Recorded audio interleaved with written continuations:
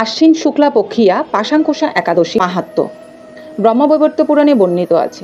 যুধিষ্ঠির বললেন, হে মধুসূদন, আশ্বিন শুক্লপক্ষের একাদশীর নাম কি?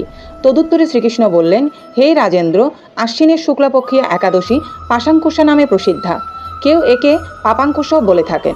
এই একাদশীতে অবিষ্টফল লাভের জন্য মুক্তিদাতা পদ্মনাভের পূজা করবে। শ্রীহরির নাম সংকীর্তন দ্বারা পৃথিবীর সর্বতীর্থের ফল লাভ হয়। বদ্ধজীব মোহবশত বহু পাপকর্ম করেও ভগবান শ্রীহরির শরণাপন্ন হয়ে প্রণাম নিবেদনে নরক যাতনা থেকে রক্ষা পায়। এই একাদশীর মহিমা শোনার ফলে নিদারুণ যমদণ্ড থেকে মুক্তি লাভ হয়। শ্রী হরিবাসর ব্রতের মতো ত্রিভুবনে পবিত্রকারী আর কোনো বস্তু নেই। হাজার হাজার অশ্বমেধ যজ্ঞ এবং শত শত রাজসূয় যজ্ঞ এই ব্রতে শতভাগের একাংশের সমান হয় না। এই ব্রত পালনে স্বর্গবাস হয়। হে রাজন, গয়া, কাশী, এমনকি কুরুক্ষেত্র শ্রী হরিবাসর অপেক্ষা পুণ্যস্থান নয়। হে গোপাল, একাদশী উপবাস ব্রত করে রাত্রি জাগরণ করলে অনায়াসে বিষ্ণুলোকে গতি হয়। এই পাশাঙ্কুশা ব্রতের ফলে মানুষ সর্বপাপ মুক্ত হয়ে গোলোকে গমন করতে সমর্থ হয়।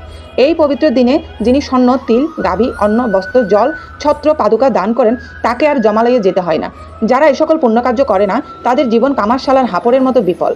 নিষ্ঠার সাথে এই ব্রত পালনে উচ্চকুলের নিরোগ ও দীর্ঘায়ু শরীর লাভ হয়। অত্যন্ত পাপাচারীও যদি এই পুণ্যব্রতের অনুষ্ঠান করে তবে সেও রোরক নামক মহাযন্ত্রণা থেকে মুক্ত হয়ে বৈকুণ্ঠ সুখ লাভ করে। কৃষ্ণভক্তি লাভে শ্রী একাদশী ব্রতের মুখ্য ফল, তবে আনুষঙ্গিক রূপে স্বর্গ, ঐশ্বর্যাদি অনিত্য ফল লাভ হয়ে থাকে। জয় জয় পাপাঙ্কুশা একাদশী মাহাত্ম্য কি জয়।